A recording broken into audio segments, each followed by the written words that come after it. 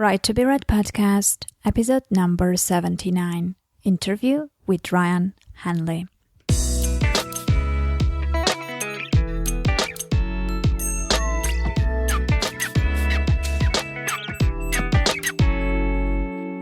Are you struggling trying to figure out how to sell copies of your book, especially the first 100 copies?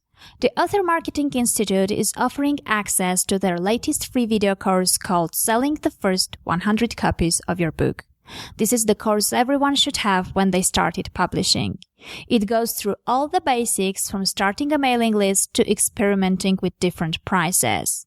If you follow the instructions in this course, you should be primed and ready to sell your first 100 copies, if not many more. Sign up for free at www.authormarketinginstitute.com. You are listening to the Right to be Read podcast, and this is your host, Ani Alexander. Hello, everyone, and welcome to the Right to be Read podcast, the podcast that inspires and encourages writers. I'm your host, Ani Alexander, and I truly hope that this week will be very productive, creative, and positive for you. As for me, I'm really busy and excited at the same time because on March 20th, we are going to launch the Right to be Read masterclass, and I'm preparing the materials now. I'm coming up with all the ideas that we will be covering to make sure that you end up knowing and learning absolutely everything that you need to know and end up with your published book in 8 weeks. So for all the details, I don't want to lose your precious time and fill up too much of the podcast air for this. So if you are interested, just go to www.anialexander.com/masterclass and you will get all the details in there. And now let's start the show. Hello, everyone. My today's guest is Ryan Hanley. He is someone who helps brands and businesses find their audience, tell their story, and win the battle for attention online. And I'm sure that, I will do at least my best to get everything that we need to know as an author brands about this. So hello and welcome to the show, Ryan. I'm so happy to be here. Thanks for having me. Thank you. So let's just start with what you are actually doing now, and how did you choose doing that? How did you come to that? Oh, so I'll give you the very short answer to that is I am the VP of marketing for a company called TrustedChoice.com, which helps 22,000 independent insurance agencies across the United States attract, capture, and convert inbound leads. So, it's about a 40-person company, and it's a great opportunity, and that's what I do during the day. That hasn't always been what I've done. I was actually an insurance agent for 8 years, and before that, I worked for a couple large corporations, American Express and a large accounting firm, both in New York City, and I hated working for enormous, large corporations. I hated every second of it. Selling insurance was okay, but I kind of eventually found marketing and writing, and I fell in love with it. And now, though I'm in a leadership role, it's still something I do every single day. Well, it's so much more exciting than the corporate, right? Yeah. The company I'm with now is very much a startup. We're in year 2 and doing very well. And it's fun to kind of mix the writing and the creating that I love with kind of the business aspects of just getting things done and kind of playing at a larger level. And it affords me the opportunity to learn and kind of tell different stories. I've been writing for 6 years online about content marketing. So I've told a lot of the stories, and not that they couldn't be told again or in different ways, but I took this position back in August, and it's really helped me bring a whole new voice and set of stories that I can tell to my audience, and it's been really fantastic. I see. So let's start from the very basics. For those who don't know, please explain us what is content marketing itself. So content marketing is really just the process of creating media in the effort to add value to an audience. Out of that can come a lot of different things. It can come revenue, obviously, is what a lot of companies use it for, or attention, or making friends, or building a community, or really whatever your goal is. But the core, and there's a lot of different ways that you can spin the definition of content marketing, but at its core, it's creating media that adds value to an audience. And when you take away things like, free, some people will say creating free content, or some people will say, well, in an effort to drive revenue, and all those things are true, but they're true in different ways for different people. So if you really boil the definition down, and then you can fill in kind of the adjectives where they make sense for your business, but at its core, it's creating some form of media, video, podcast like we're doing now, written content, images, offline stuff. It's creating media to add value to an audience. And if you do that, then any of the things that you actually want are possible on the back end, any of the results. Okay, I see. So the logic is that once you create value for your audience, you also create a relationship, and later on, most probably, engagement and all these, amazing things that come with that. Yeah, and maybe we'll get into this more as we go, but the underlying core principles of writing, creating, of really anything that you do that involves creating media, it all comes down to you're always building an audience. It's a culture of audience building. You are never not building your audience. You don't write the book and then go try to find the audience. That would probably be the worst possible thing that you could do as an author, right? So I know your audience is geared more towards authors, so I'll use them. We'll talk in their context. Great. Since I wrote my book, I've had a lot of people reach out and say, how did you go about it? What was your writing process? And I am firmly okay saying the only reason that my book has had any of the success that it has is because of the fact that I spent 5 years building an audience. I mean, I didn't, maybe at the time I didn't know that I was building an audience. I was like, I'm going to build an audience for 5 years and then write a book. Like, I'm not saying you have to wait that long. But I did over the course of 5 years. Just, I wasn't a writer. I was a math major in college, right? Writing was like the last thing that I could do. But in my mid to late 20s, I started to fall in love with it. And so I had this audience in place. So when I decided that I wanted to write a book, all I had to do was go to them and say, this is my project. This is what I'm doing. If you would like to support me, then here's how you do it. And people came out and they were there. If I hadn't done that work up front, then I would never have known if it made sense. So it really, for aspiring authors, you build audience building into everything you do. Every tweet, every Facebook post, every sentence that you write is about the audience. And and if you do that, then they'll be there when you need them. Yeah, I see. Well, let's just try to understand, how did you end up deciding to write a book? Did you have this request or demand from the audience you have already built, or how did you come to that idea that you want to write and complete a book? So I felt a little like the ideas on my website, on my blog, were a little scattered. I had written a lot of the concepts in because everything for me is kind of around these core principles of content marketing, and I felt like there was a gap in the market. There are some amazing books in the content marketing space. Content Rules is kind of the classic. Joe Pulizzi just wrote a really great new book, Epic Content Marketing. Ann Handley has some great books. Jay Baer's Utility, great books.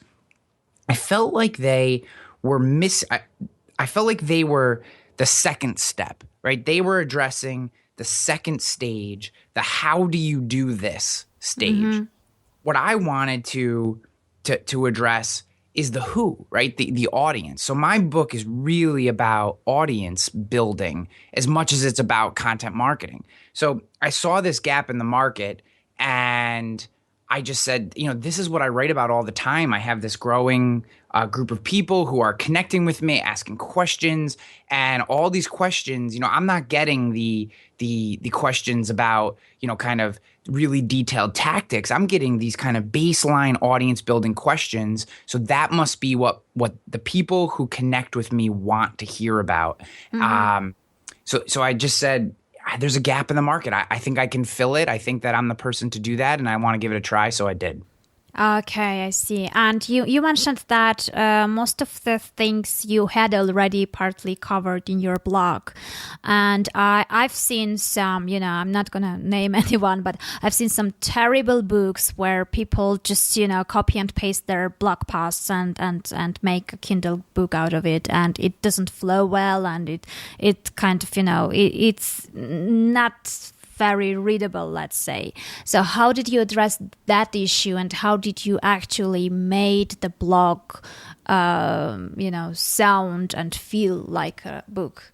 Yes. So I'm glad that you asked this question, because I'm right with you. I actually read a book not too long ago by someone who would be considered like a, you can't see me, but like an A-lister in the kind of digital marketing space who did exactly that. And I thought the book was horrendous. And I won't name any names, but so the point is that it's not just people who maybe are just beginning that are doing this. A lot of people are doing it, and I can't caution you enough against it.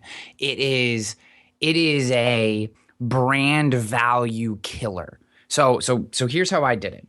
I use my blog as like my testing zone, right? Mm-hmm. My work went into my insurance agency, and went into, my position now at trustedchoice.com and our digital publication agency Nation, right? So my work is there. RyanHanley.com, my blog, is my testing ground and where I publish my results based on, hey, I've done this for a while. I'm seeing something work. Maybe you should give it a try, right? Mm-hmm. So that's what I would use that for. So it was not in any way a coherent narrative. And it just was a series of posts with ideas. And a lot of them were the same things I wanted to write about in the book. But there was no way to piece this thing together. So what I did was, about 60% of the book is ideas that were taken from the blog. But I completely rewrote everything. Mm-hmm. So there was no copy. I mean, yes, I would probably start with the bones of a blog post, but then that post had to flow. I mean, some of them were chopped up. Some of them I would only take a paragraph from. Some of them I would completely rewrite. Some of them I would literally just take a stat or a reference from and rewrite around it, because the most important thing for me was that the book flowed. Mm-hmm. I wanted there to be a natural story arc that someone could get through. When you have that choppy blog post thing, yes, it's easy and it's simple and you can get a Kindle book up. But and even if you sell a decent number of them, what you don't realize is that unless you've completely set the expectation that this is just a series of blog posts, you are crushing your brand value, because people are going to read it and go, this is horrifying to read. So my opinion is that, yes, we can use our blog posts as part of our book. And I almost recommend it, because you get a chance to see in comments and shares which of your ideas people really resonate with. It's a really great place to test. Mm-hmm. But when you eventually put your book, your story, your larger body of work together, that needs to be its own thing. And it should really flow. And pay money for a copy editor. Yeah. Or in a story editor. It is incredibly difficult to be both the creator and the editor. On a blog post level, it's doable, but on a larger book, you will not have as good a product unless you pay someone for it. Yeah, exactly. And then, everyone should do what he's good at. So I don't really think that everyone is good at both writing and editing and then, proofreading as well. So it all needs to be done in professional way in order to, at the end result, to get a professional book as a result. Yeah, exactly. So you came up with your first draft, and you had the, the manuscript ready. So you obviously hired an editor who made it, even much better and polished. So did you do anything meanwhile while you were still writing the book? I mean, did you create any anticipation among your audience, which was already in place, or how did you approach that stage of your writing? So I'll give everyone kind of a high level of the timeline for my book and the things that went on, and then we can kind of drill into that. So I probably had pieced my book together about 75% over the course of 2 years of writing on my blog, right? So I had the ideas, the concepts, some of the major stories, probably about 75% done. At that time, because I decided I wanted this book to be as professionally done as you would get, as if Wiley or Portfolio Penguin came in and did it, right? I wanted it to have crisp, clean cover design, hardcover, great interior layout, great copy and story editing. I wanted you to look at this, and except for an imprint, I wanted you to think that this was a professionally published book. That was that was the quality that I wanted to aspire to. So that being the case, and seeing that doing that in a self-publishing was probably going to cost me upwards of $7,000 or $8,000 when you take in the cost of producing hardcovers and shipping the hardcovers and cover design and all those things. So what I did was I actually ran a crowdfunding campaign on a platform called Publishizer. So it's the word published with IZER.com. Run by a guy by the name of Guy Vincent. And a guy was great, walked me through the process and really helped me be successful. So I ran a crowdfunding campaign, and in 21 days I raised almost $11,000. And that was the financing for what would ultimately be all the expenses that I talked about. So the crowdfunding campaign really served two purposes. One, it validated my idea for the book. So if someone was willing to pay something for something that didn't actually exist yet, then I knew that they were interested in the concepts. And I did a trailer video, and I wrote a long kind of introduction out. And I actually, because I had so much of the book already written, I had my editor actually edit about 6,000 words before he edited the rest of the book, so I could give that away as like a, here, read this. If you're interested in this, you'll want to purchase the book. So I gave every people every opportunity to get a feel for what this thing would be, and and basically by my audience coming forward and paying for this thing that didn't exist and supporting me. Some people paid hundreds of dollars for multiple copies of the book. And again, these things it doesn't even exist. It's really just 6,000 edited words. There's all these other words that, really have no shape or form. So it was incredible to have them validate that idea. The other thing it did was activate this audience, right? Now they're invested in the success of this book because they already purchased it. So, so I had them, they're tweeting it and they're talking about it and doing little write-ups about the crowdfunding campaign and so as I was going through the book, then editing it. So as soon as the crowdfunding campaign is over, now it's like time to get down to business. One of the things I did to kind of keep consistent buzz about the book was every time I would write a quote that I thought had a little bit of juice, I would create a little graphic and I would shoot it out through Instagram and then kind of auto-publish to Twitter and Facebook. And then I would also publish it on Google+. And, I would explain a little bit about what the quote, what the context of the quote was and give people's feedback on it. And so over time, so through all these months as I'm writing this book, people are kind of seeing, hey, he's still working on it. And at the same time, they're getting kind of jacked up because they're seeing some of the concepts that are coming out and some of the quotes, and they're really interested in them. So that was kind of how I really kept the book going. I mean, there's a lot of different things you can do. I did a lot of interviews, I wrote about it a lot, but yeah, just kind of dripping out little quotes and graphics and just staying in front of people, just let them know, hey, he's still working and we have this thing coming. Okay, I see. Well, you obviously had a large audience in place already after all those 5 years you worked towards that. Let's say if someone doesn't have such a large audience, so they can't really raise so much money for the book. What are they supposed to do? What steps they should take before they should actually start their crowdfunding campaign? Is there any way that they could kind of, do things which will ensure that the campaign will be successful?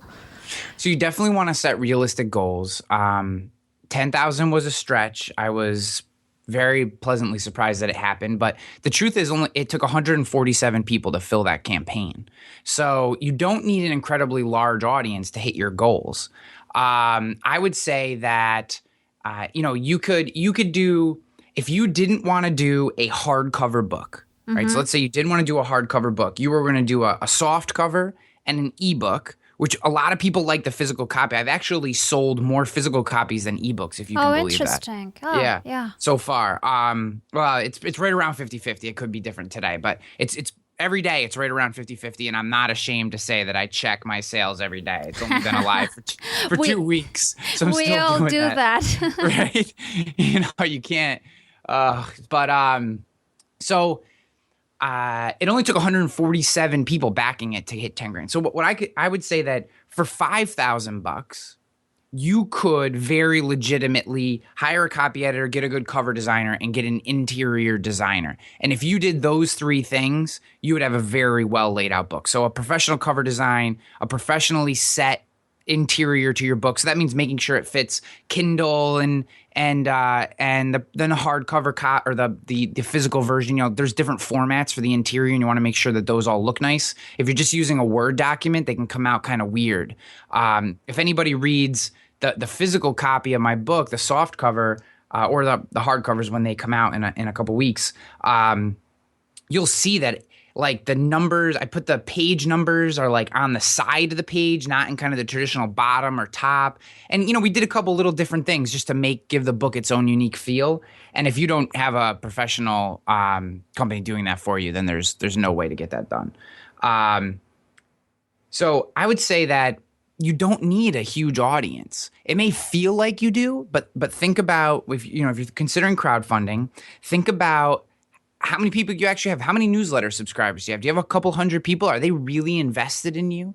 If they are, then you may only need 50 or 60 people to hit your goals. And if you break it down that way and think about it, you don't necessarily need a large audience to have them support your project if they really believe in you. But to get a little more tactical, I would say if you're considering writing a book, a great way to get early support is maybe just take a chapter or one page, 500 words that really describes what your book is and gives some people some value, and ask people to opt in to a newsletter list, an email list that what you're saying is, if you opt into this list, it's okay for me to message you about this book when things start to happen. Mm-hmm. So you're being very upfront with them. This is what's going to happen if you opt into this list, but I'm going to give you value and blah, blah, blah, and all that stuff. And, you got to build your value proposition. But I built a list of about 350 people before the crowdfunding campaign, and a large number of those people, the reason that the book funded. So I had 350 people say, I am okay with you marketing to me. And that's what I would do is build a list. And when you hit 100 or you hit 150, whatever you think that number is, then you're ready. For me, it was around 350, 340 something when I launched. I see. So we can conclude that the important thing is the quality of the relationship and not the number of your email list. Yes. If you have 100 people that are really invested in you and what you're doing in your project, that's enough to run a crowdfunding campaign. Okay, I see. It doesn't, you could have 50 people. If you know that those 50 people love your work and are all going to come forward, that's fine. It's less about the number and more about, it's less about the sheer number, and it's more about the number of people that really believe in what you're trying to do. That's so don't get overwhelmed by, oh, well, this person has 50,000 followers on Twitter and that's how they got their book self-published because they might only have 1,000 people that actually care what they're saying. Right? There's a lot of ways to game those numbers. So don't get, for people listening, don't get overwhelmed or discouraged by sheer numbers, and think more about how many people are really invested in what you're doing. Those are the people who are sending you emails or Facebooking you or whatever tools you use. You can get a feel for what that audience is, and those are the people that are going to come forward when you ask them for money. Mm-hmm. Yeah, I see. So when the crowdfunding campaign was completed and you had the idea validated and you had already a certain number of books sold, what happened next? I mean, how is the procedure? Like, okay, you set it up, the campaign is launched, it finishes, and what happens next usually? So what happens next was it was time to get to work. So, I had to try to make this thing real, because now I had 147 people who were, who basically were counting on me. They had already given me their money. They were counting on me to produce this thing. I would say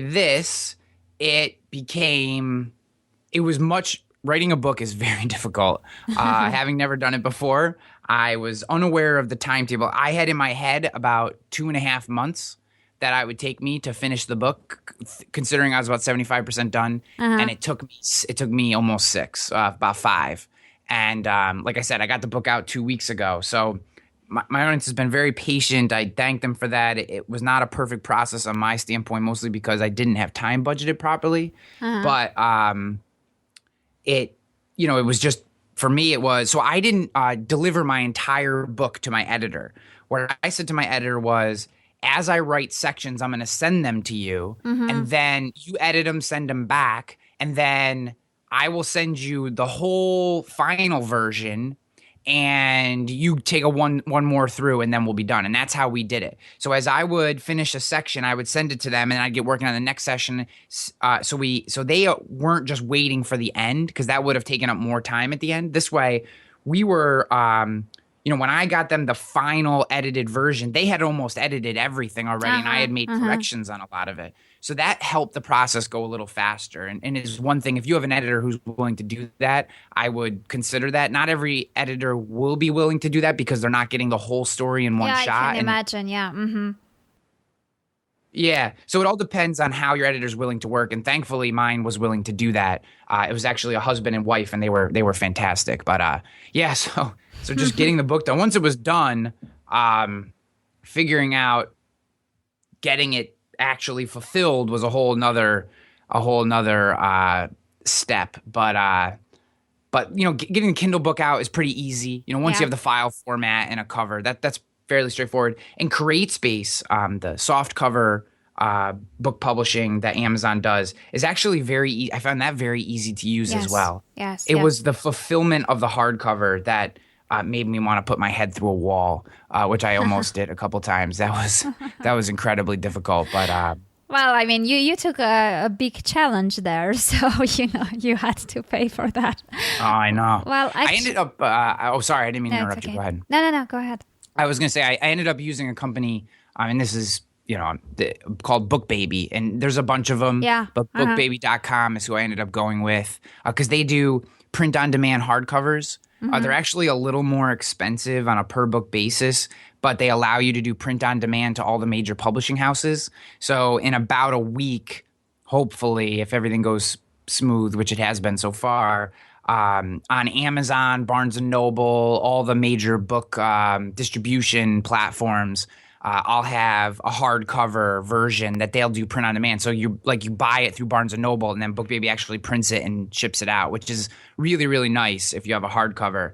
And there's not a lot of companies that do that for self-published authors. So that's why I decided to go with them. But it's a whole different file format, whole different cover design. There's just a million things that go into it. But And now when I'm thinking about this, what you told me about you writing the book actually after the campaign is over and that it took you longer, I was just wondering that maybe the crowdfunding itself is a very good accountability tool because you end up being responsible for completing the book. And if it wasn't in place, maybe you would kind of, once you had difficult times or struggles, you would be tempted to give up. Yep.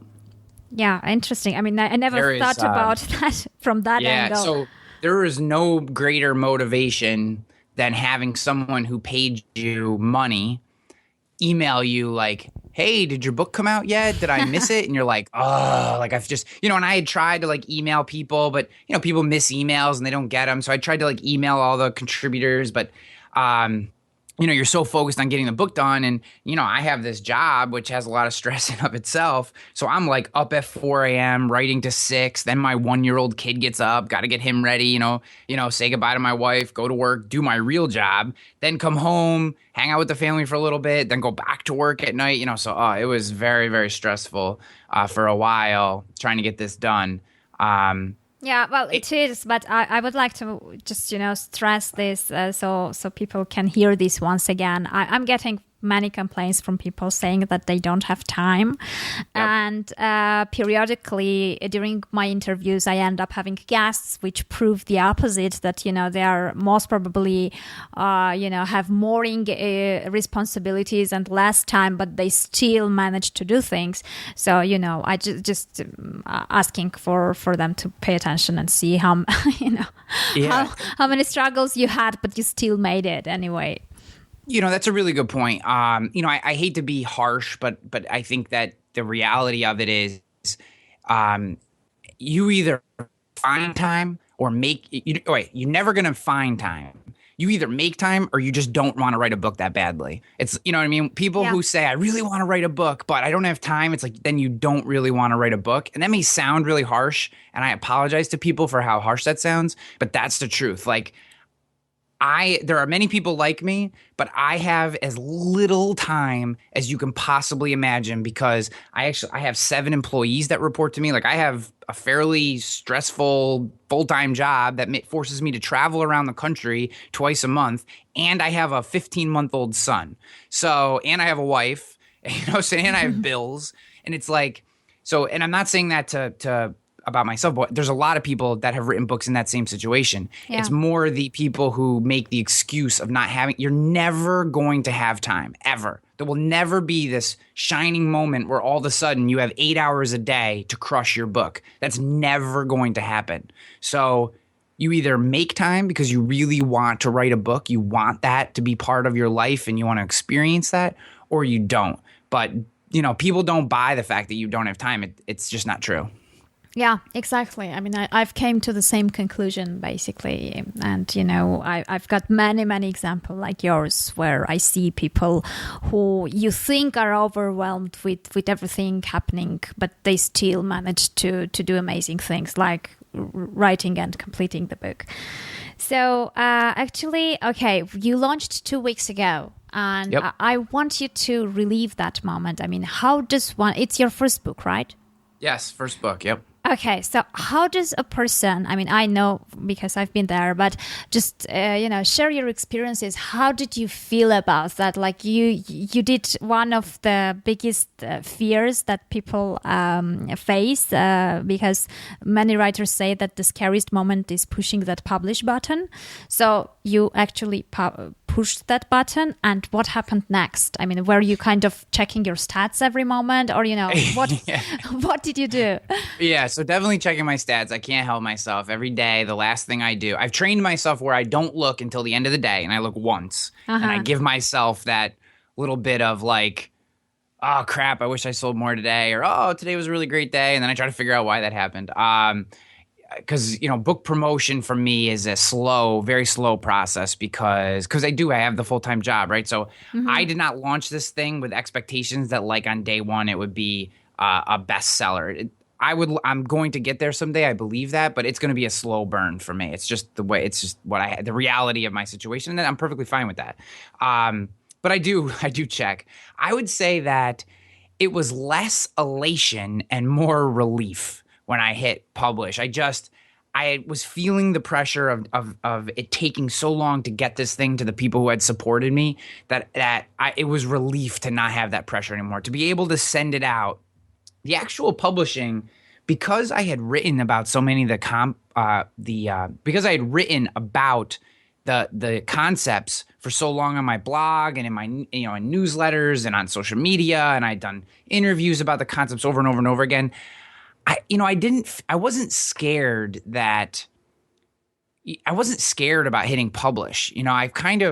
I've dealt with haters. I've dealt with people disagreeing with me from being, kind of public with my work for so long that I don't know if I get a bad review, which I don't think I have any yet.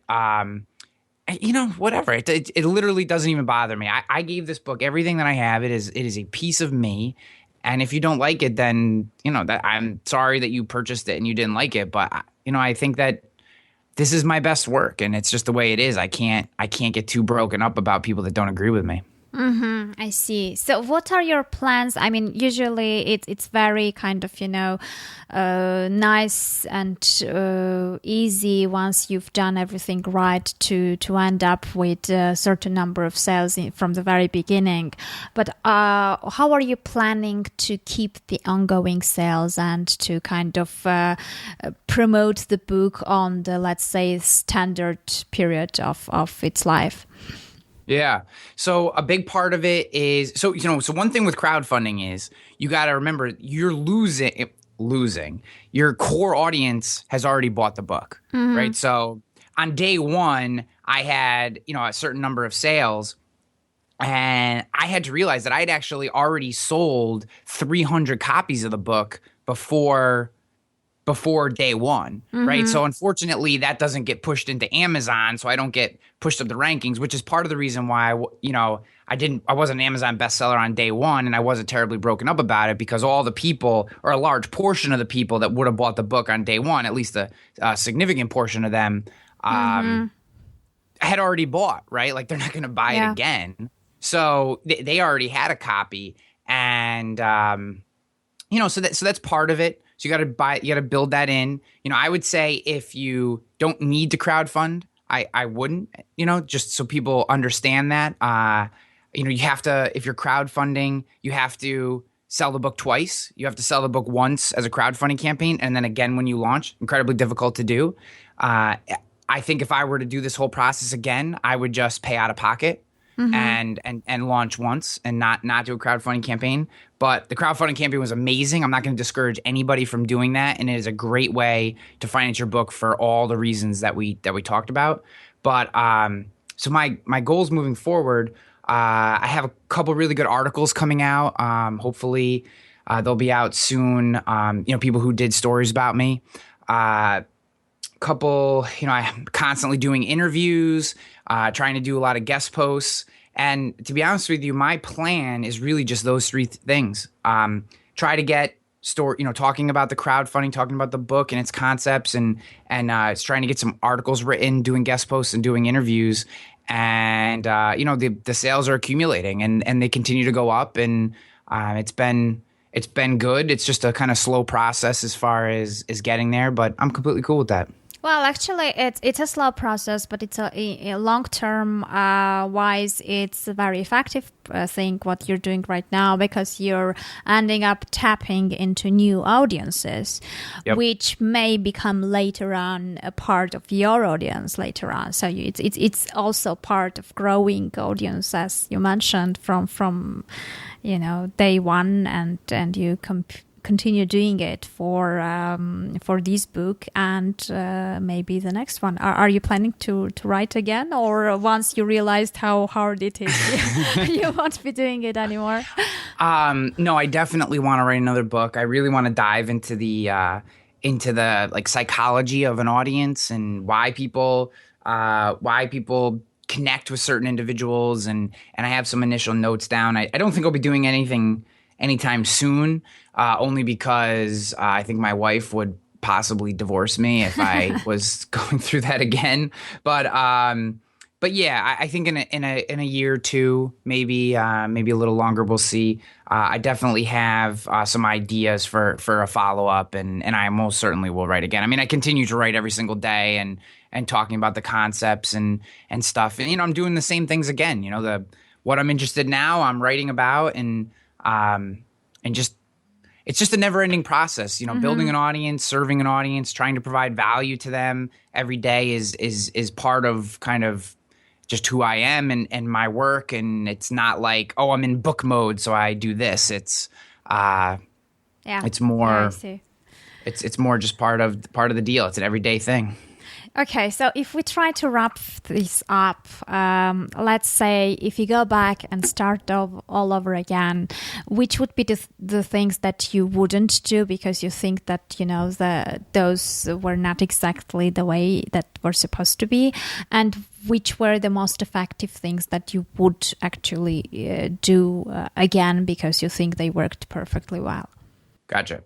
So if I could do it all again, I would have gotten the book closer to being done, like almost done, before I started the crowdfunding campaign. And because if I could have run, I think that the whole process would have been less stressful and easier to manage and just easier for things to flow if I could have run the actual release of the book a month or maybe two after the crowdfunding campaign finished.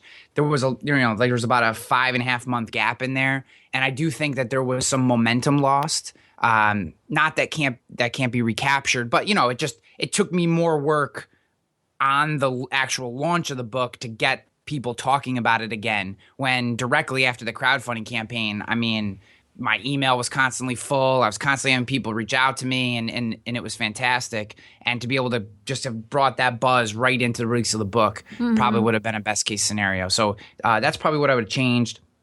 What I would have done the same is I would have gone as professional as I did. I would never have discounted this is a very good work product. It is well edited. It's well structured. It looks nice. It's presented nice. The cover design is exactly what I wanted. I had Mars Dorian do the cover, so a very unique cover for a business book.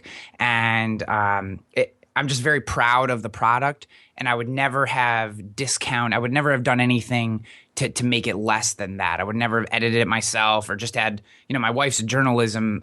She has her master's in journalism, and she took like a first pass. But, if she was the only one editing it, it still wouldn't be as good as it is today because she's not a story designer. And, so I definitely would have gone as professional as I did. That's one thing I'm very proud of. Okay, and you know what I realized, very interesting point, but I realized that we never mentioned the name of your book, actually. Yes. So the book is Content Warfare: How to Find Your Audience, Tell Your Story, and Win the Battle for Attention Online. And if you want it, you can go to contentwarfarebook.com or just go to Amazon and search Content Warfare. You'll find it. And, if you're choosing between Kindle and the paperback, I know the paperback is like $2 more than the Kindle, but holding the physical version of this book in your hand, I think you really get a feel for the interior design, and I think you'll appreciate it. Okay, I see. And your website where people can find you? RyanHanley.com. You'll get everything you need to know, podcast, articles. You can connect with me.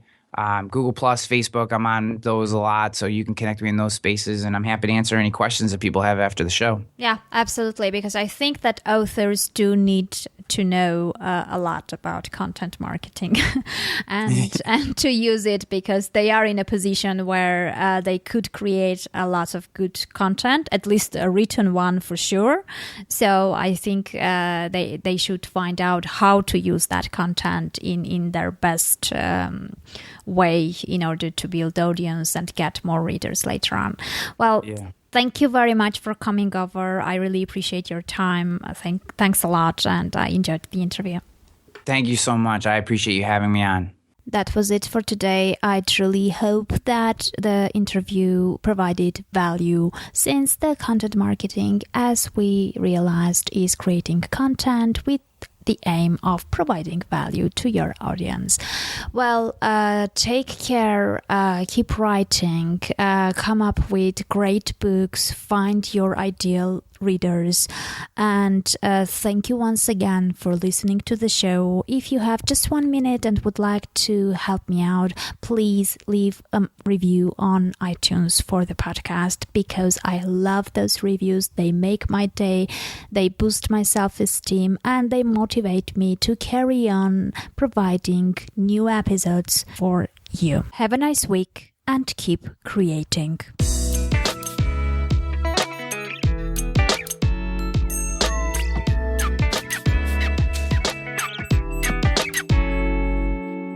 Are you struggling trying to figure out how to sell copies of your book, especially the first 100 copies?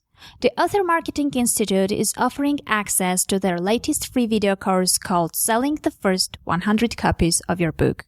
This is the course everyone should have when they started publishing.